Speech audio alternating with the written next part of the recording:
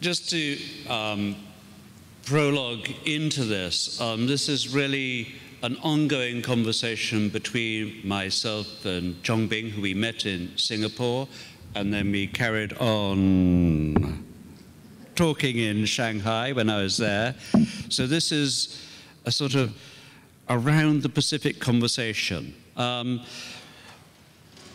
Just to sort of really situate myself a little bit, I very much come from Europe. I moved to Asia about 3 years ago, to Singapore, partly because having written a book about painting, I felt very much that I didn't understand the art that's now being made in Asia as well as I needed to, and I needed to go there.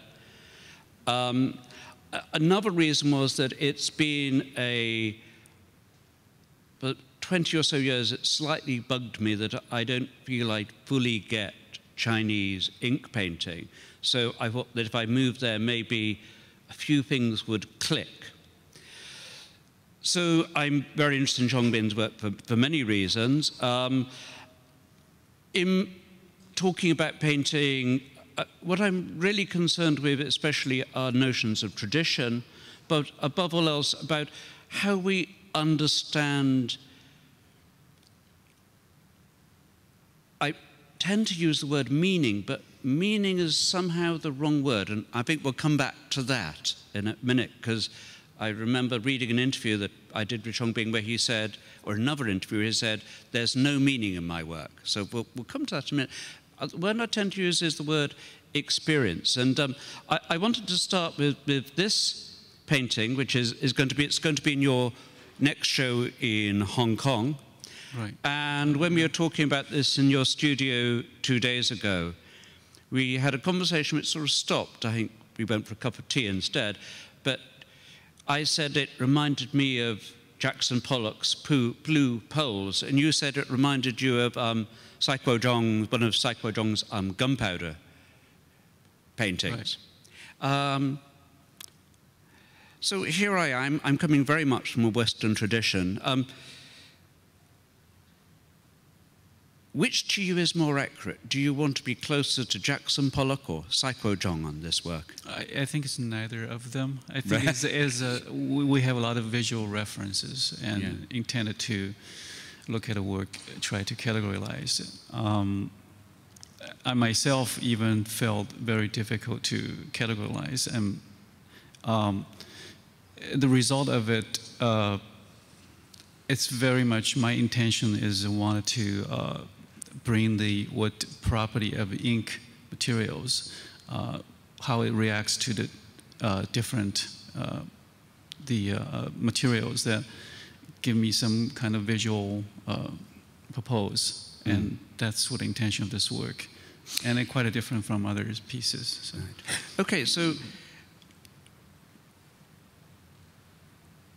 when you talk about work, you very instinctively start to talk about the material, the technique, the paper, the ink. Before we go on, we're all looking at an image, and for all you people know, this could be 2 inches tall or 2 meters. How big is this piece in reality? You mean the sides? Yeah, size. The size is 100. No, it's a 70 by 70 inch, actually. Yeah. So it's a medium-sized painting. It's on very thin Chinese paper. Yes.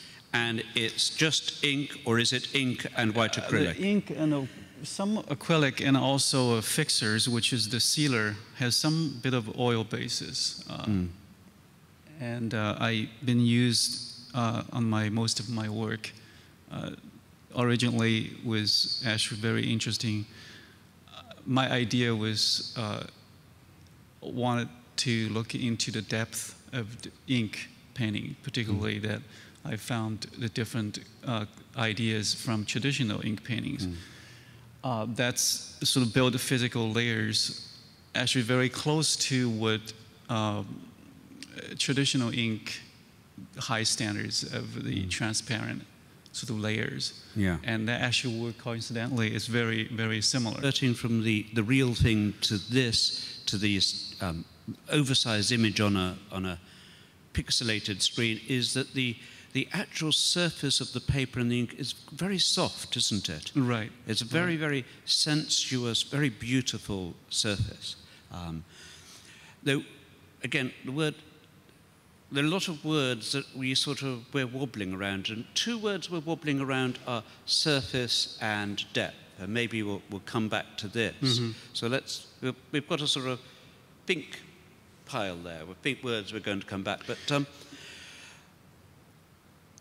looking at this, what strikes me is that this is a really very complex image, but at the heart of the image there are 7 vertical columns. Now, is column the right word? It's more...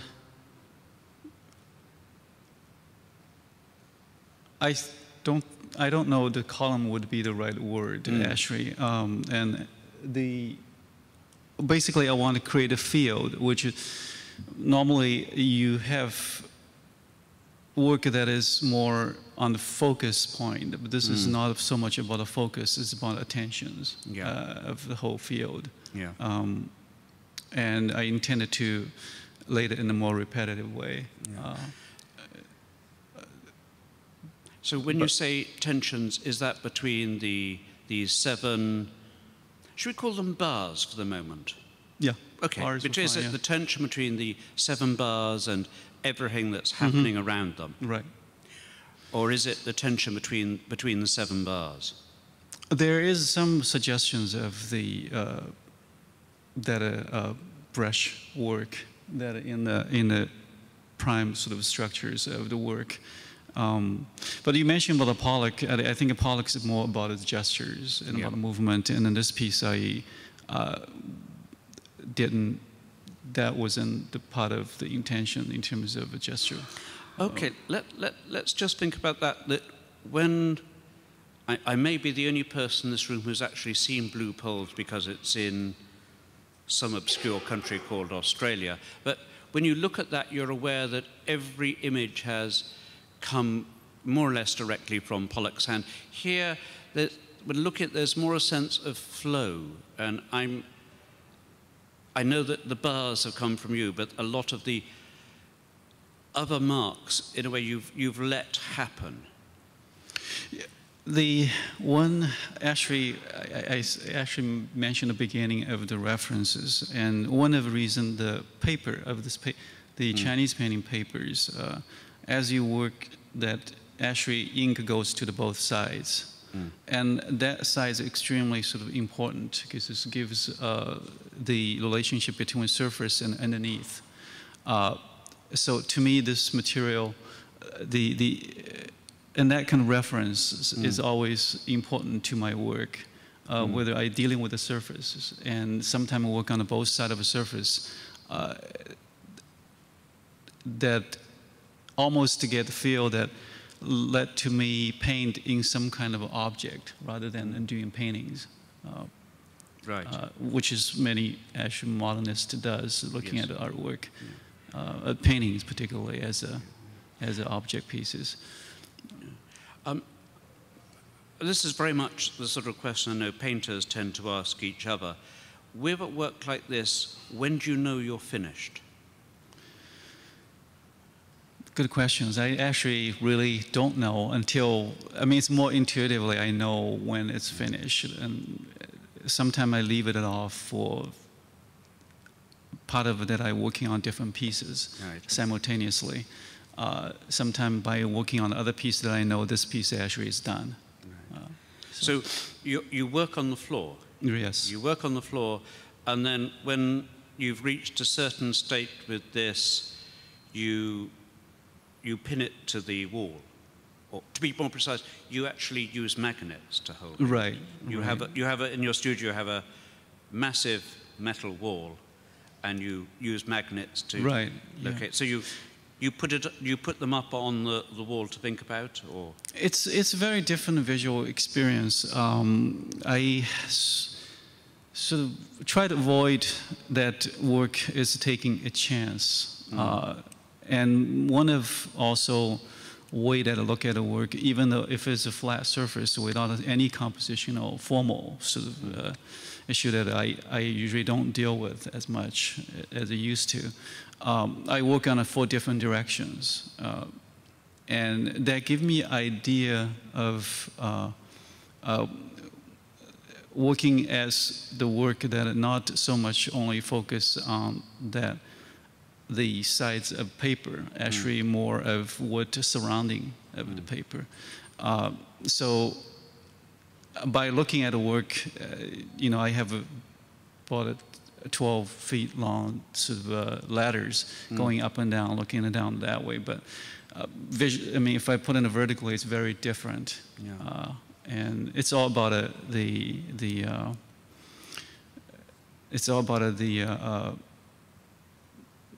viewing it, that knowing that my gestures, that is actually be able to sort of feel that it individually about is right to me. So this is actually 2 pieces of paper, this work, isn't it? 2 pieces of paper, yeah. So I'm going to make a supposition here that in a way, the way you talk, in a way when you, I think it's Richard Wollheim in his book, Painting as Art, says that the viewer is always in the position of looking over the painter's shoulder, trying to work out how it's being constructed. Is it important for the viewer to get into that mind state where he is almost complete, he or she is almost completing the painting? I think it's the, I mean,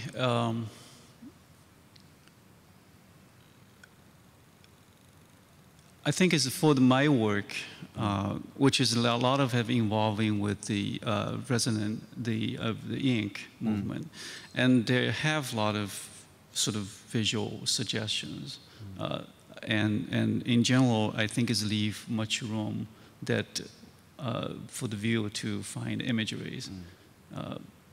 For instance, we were looking at the Agnes Martin's work, yeah, and we're going to talk about it. So, yeah. So before we move on, this is a painting I like enormously. So I'm just going to try and recover. So when you're working on these 2 sheets of paper, you always knew that you were going to put them together to form a larger painting? Yes, actually, that's part of the process. Actually, effective. I mean, it's really, it makes me think. The paper has a certain different size, fixed. And there's 4 feet, 6 feet, 8 feet one. Yeah. When I'm making big pieces, usually if I don't have a large sheet, unless custom made, so I put in together. The one point that I found actually very interesting, that the line that the 2 pieces were joined is actually give a very divided sort of substructures for the work, particularly the ink is so much of more spontaneities and has a lot of you know, organic feel, and then the substructures for me works really well in the layers. So I began to use that joint, and sometimes I put a piece apart, not close together. Right. So then once it's done, actually put together has a shifted but this space, was one, the depth. Was this always going to be one that you literally married, or was it possibly one you'd have left a gap? Sometime I left in a gap, yes. Yeah. And was this painting always going to be about vertical bars or columns, or could it have been and when you finished it, could they have been horizontal? No. It was always vertical. Vertical, yes. Even though there's some intention that there's other pieces that is. So even though you, as you say, you work from all 4 sides, you actually know what's top and what's bottom. Yes. Yes. Okay. Yeah. That actually comes to the idea of if it's the complete. I actually, when I work and I intend to think about it, I mean, not doing the work, that in the modernist paintings, abstract expressionist painting, minimalist painters, and actually try to that put the actually complete emotional side away, and it's very sort of mechanical process. Right.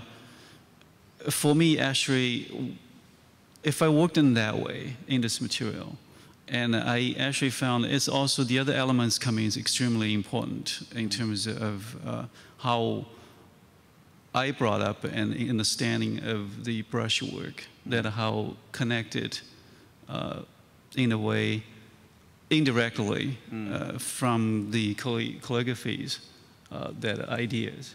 Yeah. Why actually the gestural very in a hidden way that it gives actually some dimensions to the work. So rather the work completely just about the material, but it also there is a dimensionalities of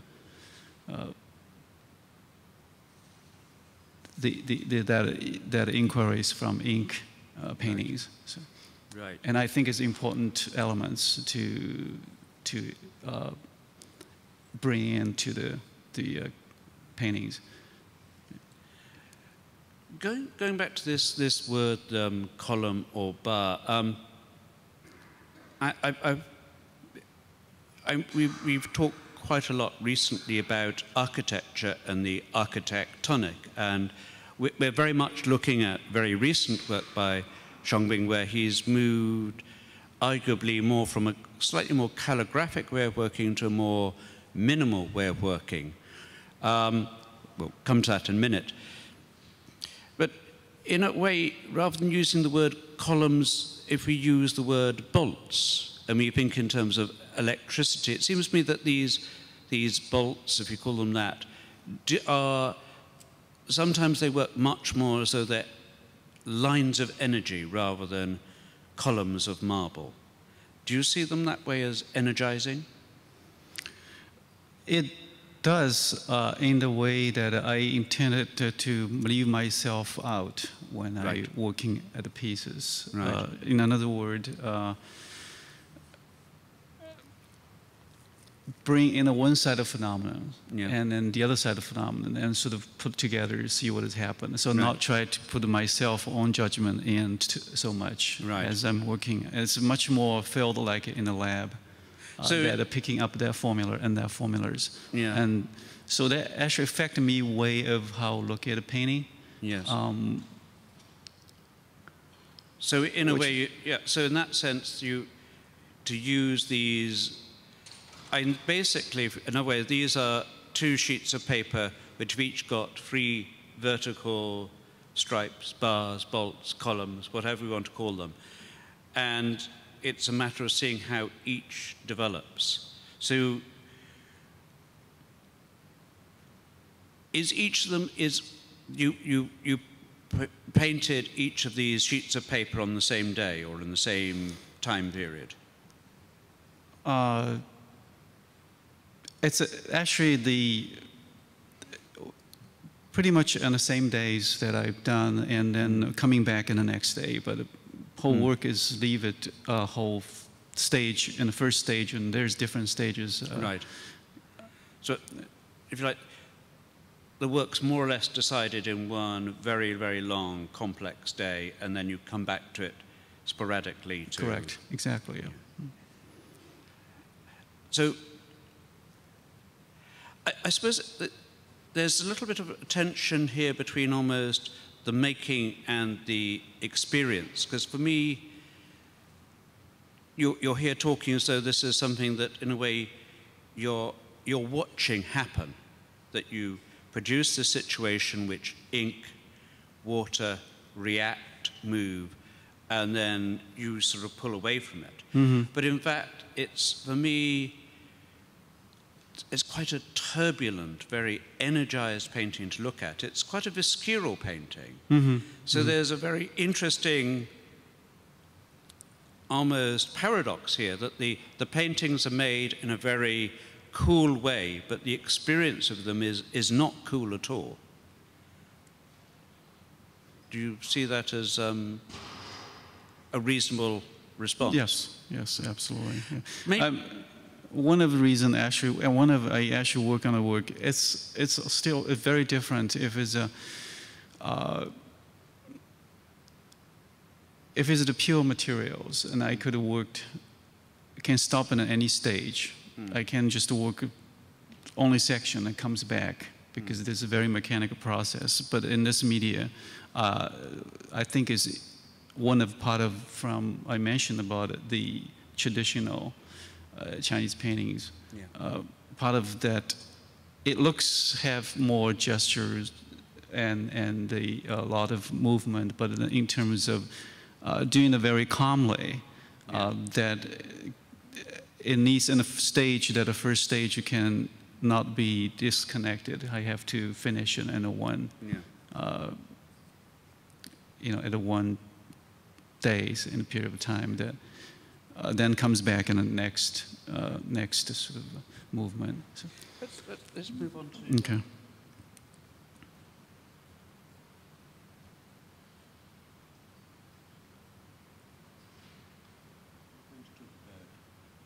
Painting dehydration. Okay. So, in a way, this is. Sorry. This is a similar basic format, like most of the work for the forthcoming show. Here you've got 4 very, very dense horizontal columns, but they're horizontal. We were talking the other day, and I started to talk about how some of this work reminded me of Rothko or whatever. You weren't too crazy about that suggestion.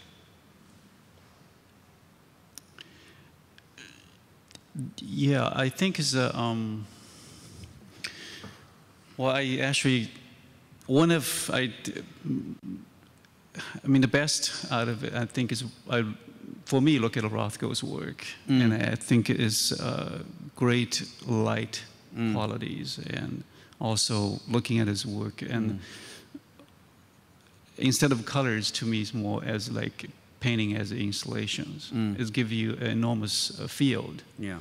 So it's not about anything about the edge and anything about it, brushwork as anything. So I think as you see, my approach is I wanted to have a depth which is light for me is extremely important, but and the layer of it.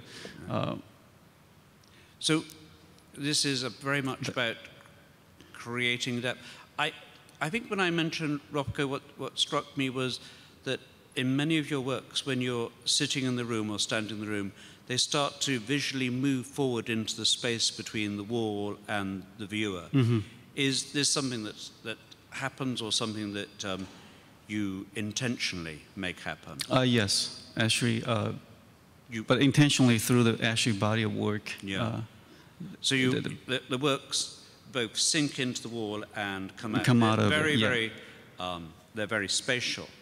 The process of the work, the work of this one, and also that it has underlayers and then the top layers, and was actually exchanged that front and the back.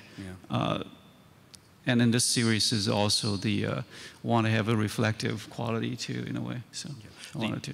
The reflective quality varies from panel to panel, I seem to remember. And that reflective quality gets lost in reproduction generally so I think, am I right in thinking the left one's slightly more reflective than the right here?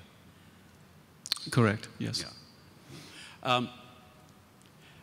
And in each of these panels, there's an area which is sort of much more slightly confused or washed away. Is this where you've applied extra water to the ink?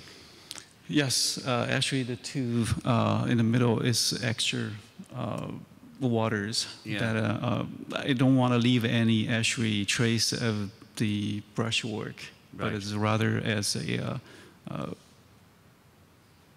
sort of introduced in the resonance of the ink. So I actually putting 2 different things. Wanted to let it happen to itself in a way, but deliberately. So in this recent work where in terms of Chinese ink painting, this is a very strange formula to go for these. The composition is basically based on 4 very big horizontal bars. So you've moved to this sort of it's a format which, as you mentioned, is you might more associate with a Western painter like a minimalist painter like Agnes Martin. But when you get to look at it, there's actually an awful lot of small things happening. There's a lot to look at here. Mm-hmm. Maybe this is the point where one thing we were talking about wanting to think about is your relationship to Chinese ink painting is really obvious. Well, not entirely obvious, but we wanted to really think about it from the terms of someone coming from China, initially through coming here because of an interest in what you'd seen in China in the late 80s when the world there opened up. Mm-hmm. But you were saying that we were talking about what interested you most when you arrived here in 1988. You mentioned Agnes Martin. Should we try and find the image? Yeah, yeah. We'll see if we're clever enough to do an image.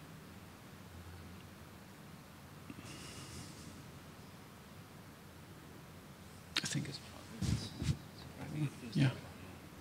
Okay. So, well, one of the interesting aspects, actually, I was looking. Some people say that work that I can't look at the print, has to look at the real work. Yeah. With my ink paintings, because there's so much going on the layers, and the detail does very important. Mm. I said the details about it's a field, not so much on the one area of the focus, attentions. I think there is common that I also look at Agnes Martin's work. The printing actually doesn't work, has to see the real work. Yeah. If you see the real work, it's all about the purity, but yes. But you get a close look, there's just so much things going on. So much touch. Right, and it has a real physical presence, but it's very intentionally accurate. But it's not in the mechanic, it's more in I can see herself, that involvement day by days in that sort of time feel to it, and so that kind of quality that she conveys, I think, is very important. What appeals to you here is the sense of what looks like a rigid geometry, but which turns out to be a very human touch, and also a very particular sense of time, that this evokes quite a slow time, I think. Right, right. I mean, for many people, Agnes Martin is also quite a spiritual painter. Is that an aspect that appeals to you and that you seek in your work? I didn't really look at a spiritual. I mean, I know she is really into this spiritual and music and the purity. I mean, the beauties. But I suppose that I look at ink paintings. I felt very spiritual. Just the ink media itself. I mean, we talk about Shitao, and just one stroke of how that ink evolves, and that has a cosmo depth, and all these is, to me, so there is a connotation in it. And perhaps when I actually look at the other side of not my focus on that, which is spiritual, was in my first. Wasn't my concern or in idea. So it's not your idea. If someone said they had a very spiritual experience from looking at your work, would you be disconcerted or feel they've got the wrong? No. You're okay with that? No, I'm okay with it. Yes, sure. I think there's the work itself has so much different meanings. Yeah. It never has quite this level of calm to it, I don't think. There's always a turbulence within your work. Yes, yes.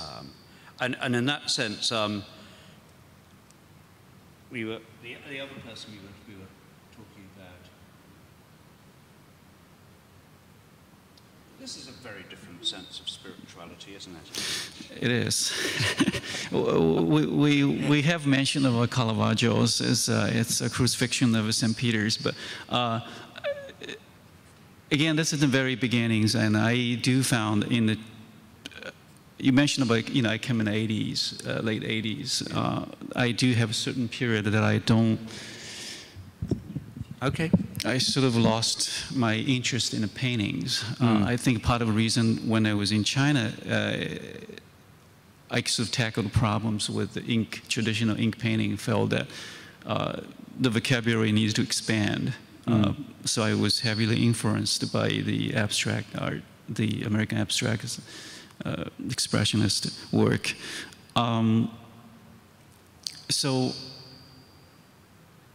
But having a few years in here that going back to the paintings, I remember one time I was interested in thinking it's too flat in the paintings.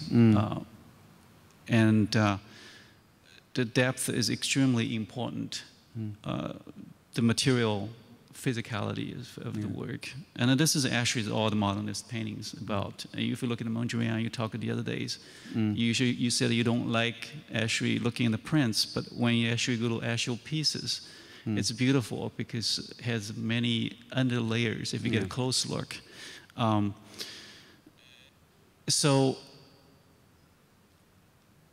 from one side of it, looking at the Chinese paintings, and I felt that there's not enough depth. The idea of black and white is very different, and empty space is much more void, rather has a depth. And so I really liked Caravaggio's because, as you know, he's extremely bright he's extremely beautiful done with the light. Yeah. And there's not much intermediate values of the work. And looking at his work, that he is the one actually closest to the modernist work to me. If you look at the sort of equivalent to the... because of the physicality... And the different angle of the depth he introduced. Yeah. And it certainly makes very, very strong psychological depth in terms of dark space. Yes. So I feel something that actually give me, in order to break into one thing, actually give me certain views of how to look at ink work. And that's how actually I want to bring a lot more sort of light and dark. And drama? I mean, this is very much a Baroque painting, a sense of strong verticals, light breaking into darkness, very, very dramatic, stagey light. So this is something that appealed to you? Yes, very much so. So just in terms of thinking about influences, so you've got the sort of modernism we're associating with Agnes Martin, which is connected to geometry, but also a touch. You've got this sort of very Baroque old master painting. So if we go back to your own background in Shanghai,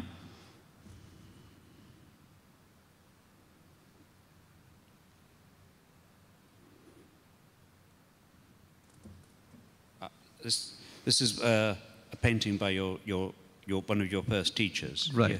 Right. So looking back on it 25 years later, how do you look at this work? Well, I intend to look at actually, I mean, these days I'm going to go back and I always look at the traditional paintings rather than actually modern one. And this is a typical example of what kind of language he uses. So it's very decorative and flat.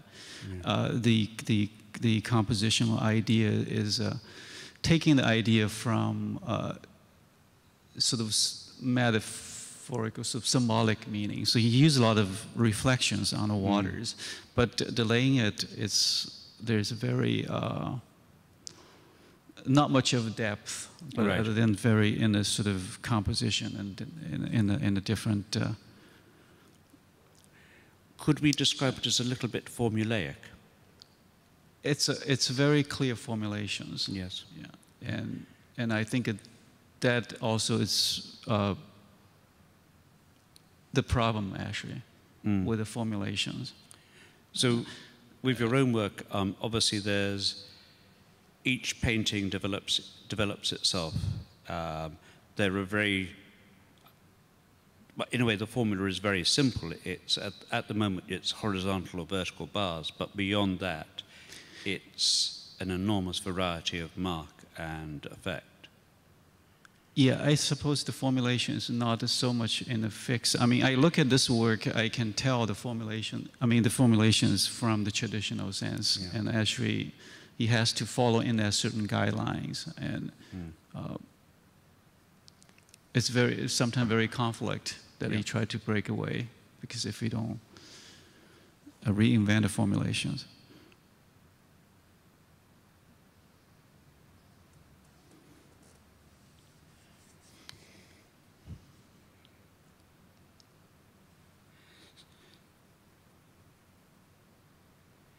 And what's about to turn up? Yeah, there we are. Hard to see. And this is a triptych where you have kept the three sheets slightly separate? No, you will bring them together eventually? Yes, Right. but it's three shows together. Right. Yes. So it's going to be one big painting with 12 vertical stripes or bars, bolts, whatever. So, two things I want to talk. One is, again, coming back to this notion of the architectonic. In recent conversations, we've talked about bedroom paintings and temple paintings, and you said, I do temple paintings. This seems very much a temple painting to me. It's very serious, quite somber. Could you tell me why the little white blotches or tears, are these actually where the paper's been torn or where you've painted it white? This is actually where it's been actually painted. The actually white area is not a tone. But again, the idea, perhaps we talk about it, the Caravaggios, and I think it's the dark space is quite powerful. I mean, the dark, and I used a huge amount of ink for each pieces, and different layer of ink, but it's very mechanic process in a way. I did it in a very even speed, so I wasn't really feel that I'm actually painting. But at the same time, as I always use as acrylic materials, I actually think the piece that it's flat, but it also has enormous depth that I can looking at it. And the other thing is the white dots, and a certain reason. I mean, the white dots, which is to me is very important. The breathing hole, which is you found. I suggested they're a little bit like when you're swimming and you keep coming to the air. That the white dots are like that you're coming up to breathe, but you're breathing light. Right, it's a breathing point. That's also quite vital in the Chinese paintings, actually.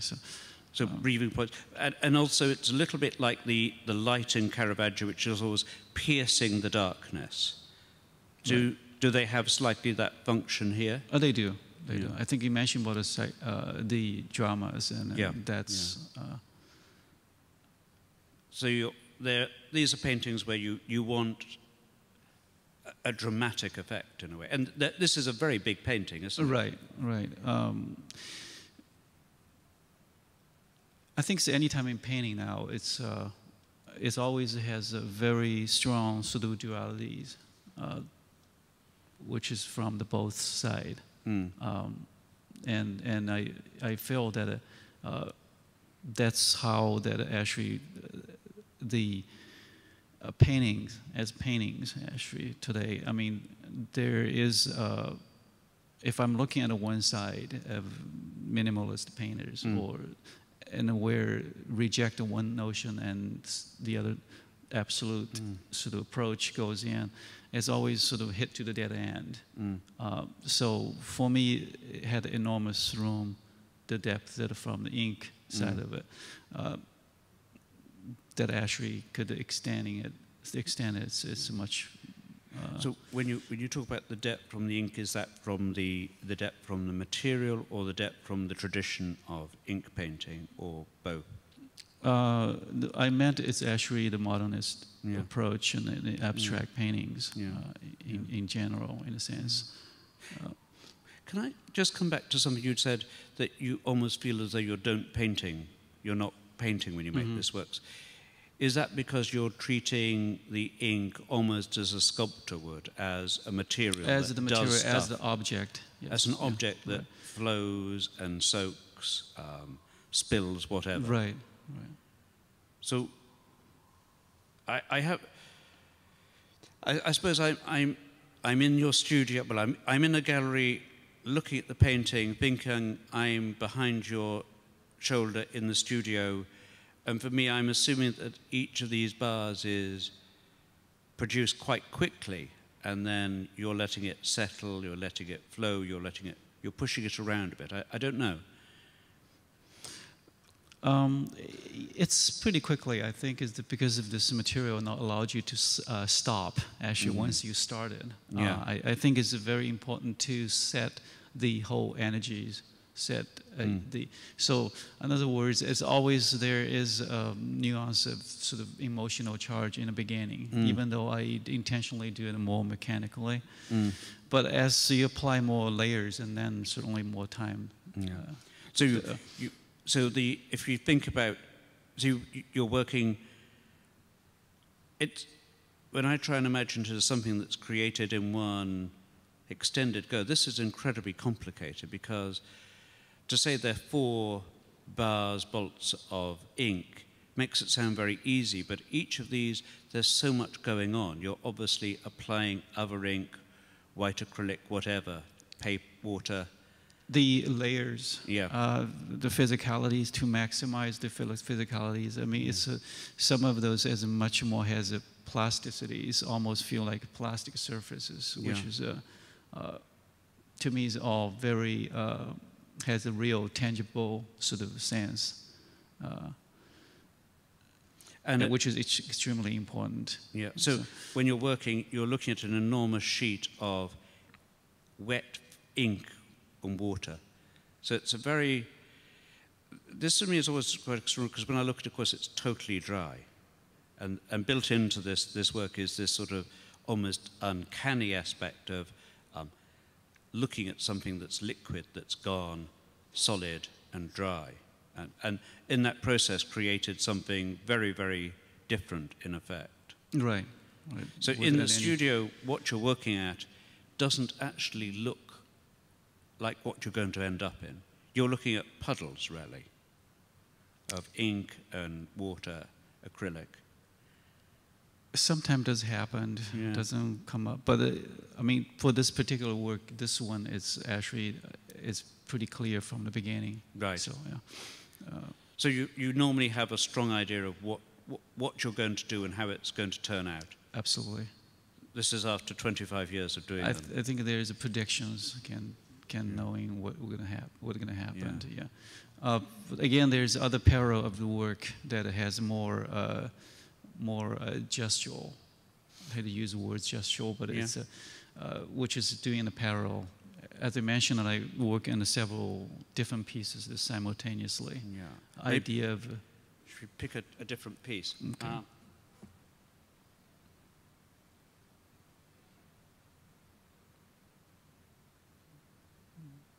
May not be okay. Yeah. May not be in here. Maybe, again, this is a slightly smaller piece, isn't it? It's also 70 by 70. Yeah. And it's called, if I remember rightly, Dust. Dust, that's right, yeah. Why is it called Dust?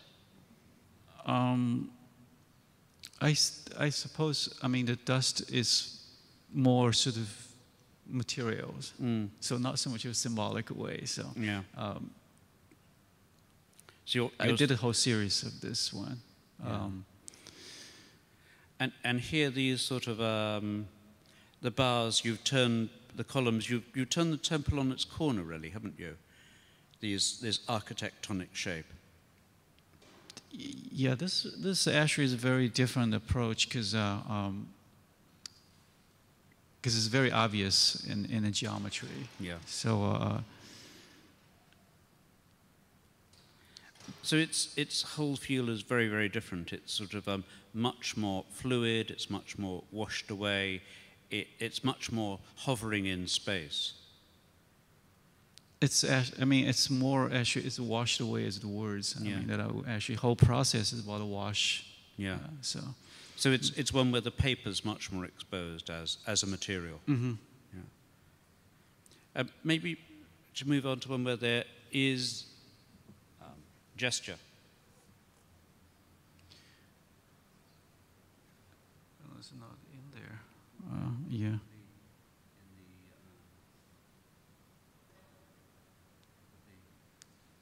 And you can use that. I mean, there's a folder that maybe it's not in there. The other folder has all the work. This one? Yeah.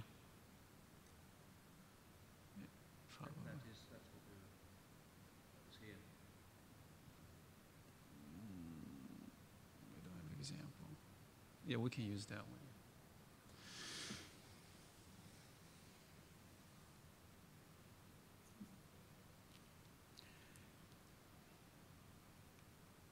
This is a smaller piece, I seem to remember.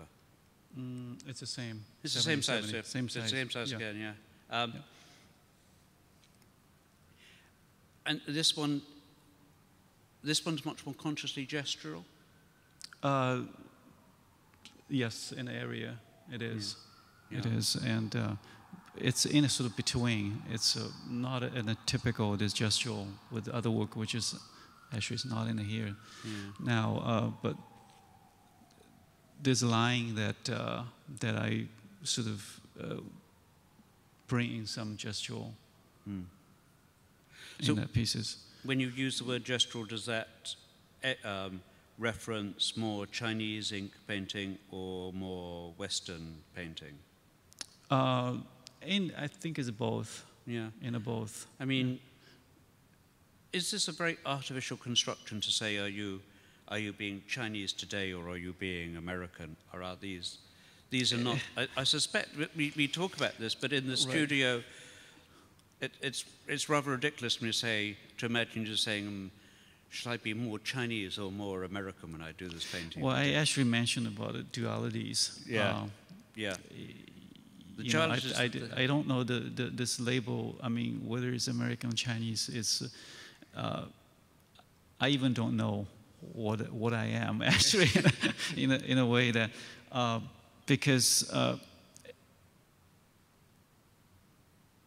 whatever actually I'm thinking or doing work, there's a two-side of views, the two-side of language that I'm actually looking at. Even look at other work, it's always have different layers. By looking at contemporary Chinese art, and then I immediately would pull information from the Western side of it, and then by looking at the Western side, I pull from the other side of it. Yeah. So this constantly have this inner exchange. Yeah. That's probably part of what is the choice that as a result of the choice of my life, I guess, so being, here. It doesn't look a very schizophrenic painting to me. It looks quite, I mean, all your work looks very confident, coherent. It isn't as though there's a wobbling back and forth. No, this is actually very intentional, positive. I know wanted to do. It's actually hold the stripe, but the stripe in a way it still have elements of the full. The sort of ecstatic principle in ink paintings, dry, white, wet, and the white space and brush marks. But I do them very mechanically, except an area that it goes. It doesn't see that a surface can change. So. It doesn't look very mechanical, and it looks as though these are quite consciously decided, quite poetic. Lyrical gestures that deviate from the horizontal quite clearly. They're quite feminine curves very often. They're quite feathery. They have very beautiful little flows. I agree. I agree. Good. I think that's. I think that's the elements. I think if I were born in America as art students, if I goes to the color arts or goes to the any schools, and the generation would immediately found that the traditional painting, I mean the modernist painting is being exhausted, so they have idea of looking at other materials, how the view towards the painting today. And you wrote a book about the painting today, that how that justified that still valid today, that in terms of contemporary paintings, especially in abstract paintings. And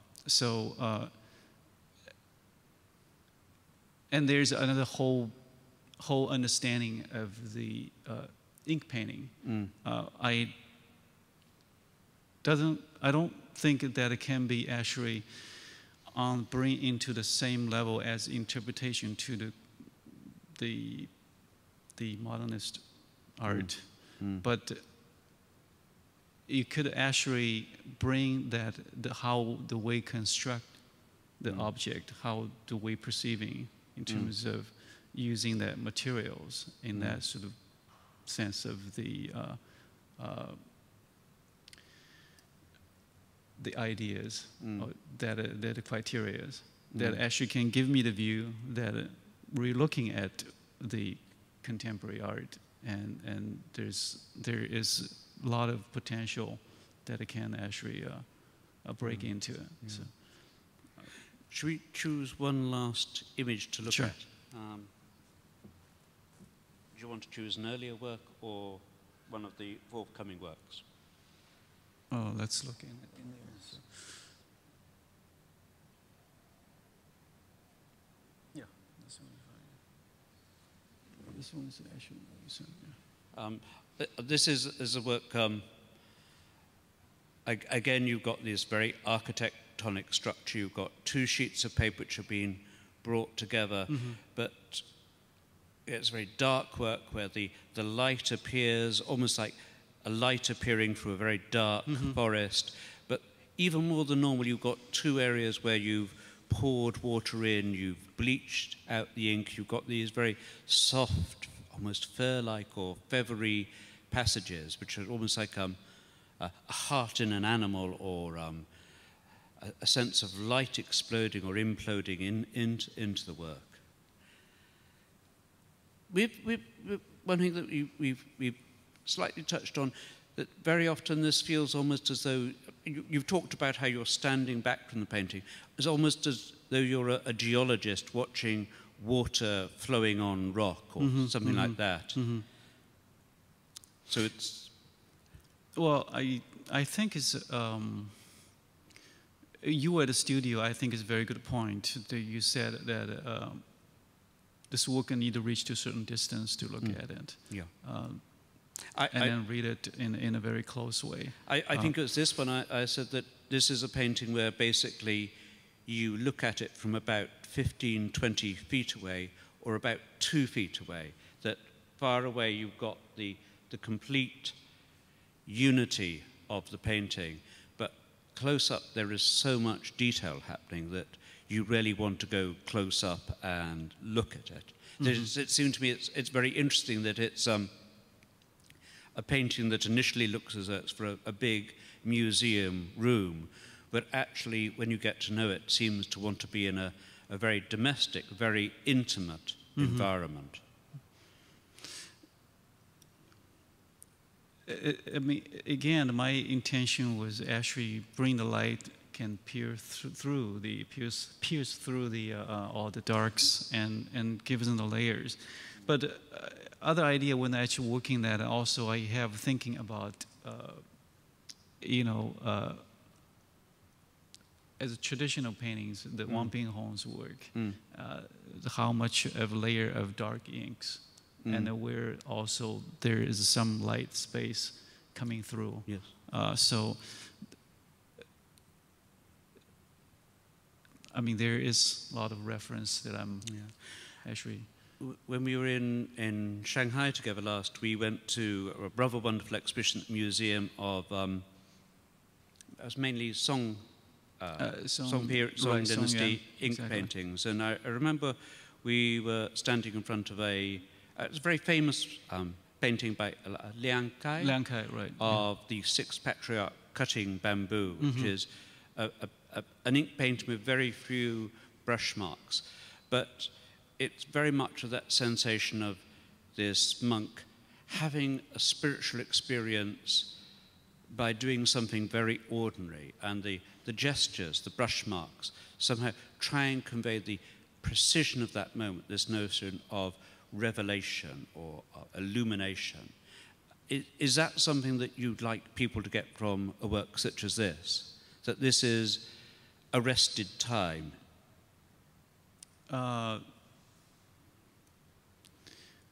I think the work will give a connotation of it, as long as I'm actually use this material. I think that is extremely have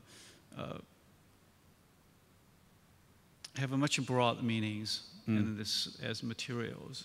For the reason I said materials, I think is if you look at the paintings, ink is not so much I wanted to associate only in the traditional sense, but as in the contemporary. So